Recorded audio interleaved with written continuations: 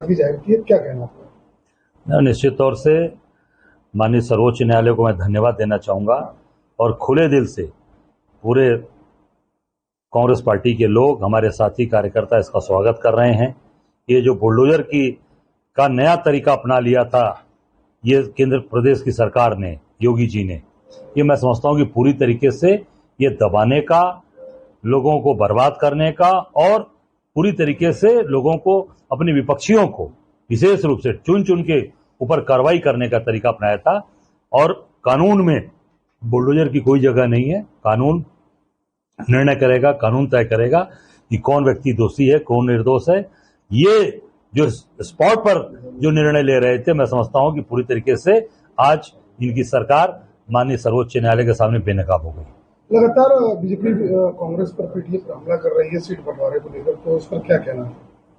नहीं, हम लोग मिलकर लड़ेंगे और मिलकर लड़के 10 की 10 जीतेंगे, डंके की चोट पर जीतेंगे।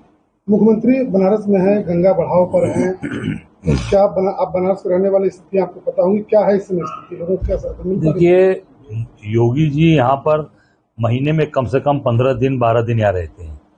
बनारस में माँ गंगा जी का बढ़ाव लगातार जारी है। जो अगर तटवर्ती लोग हैं उनको सुविधाएं नहीं मिल रही हैं, उनको जो शिविर लगाए गए वहां पर उनको नहीं मिल पा रहा है, न भोजन न व्यवस्था हो पा रही, बहुत खराब स्थिति है।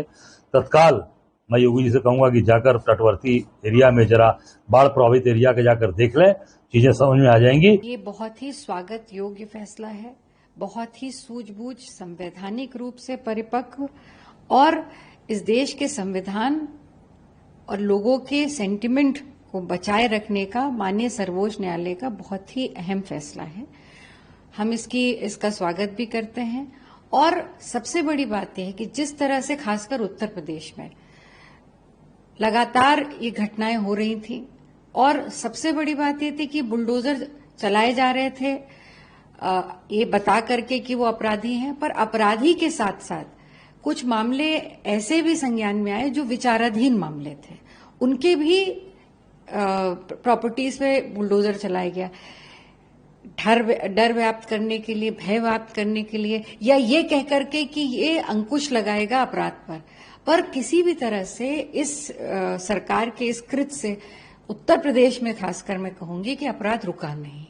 तो ये एक ऐसा निर्णय था जिसने बहुत सारे लोगों की, जो हो सकता है आगे उन पे जब जांच हो सकता है वो निर्दोष हों या उनका उस तरह का इन्वॉल्वमेंट ना रहा उस क्राइम में, पर ये जांच के बाद अगर इस तरह की कार्रवाई होती, तब भी संवैधानिक कोई कार्रवाई होती, न्याय संगत कार्रवाई होती तो माना जा सकता था। पर जिस तरह सरकार ने अपनी छवि को बनाने के लिए, अपने बुलडोजर बाबा का एक नाम लेने के लिए जिस तरह से इसका दुरुपयोग किया है, मैं मानती हूँ ये पूरी तरह से दुखद था।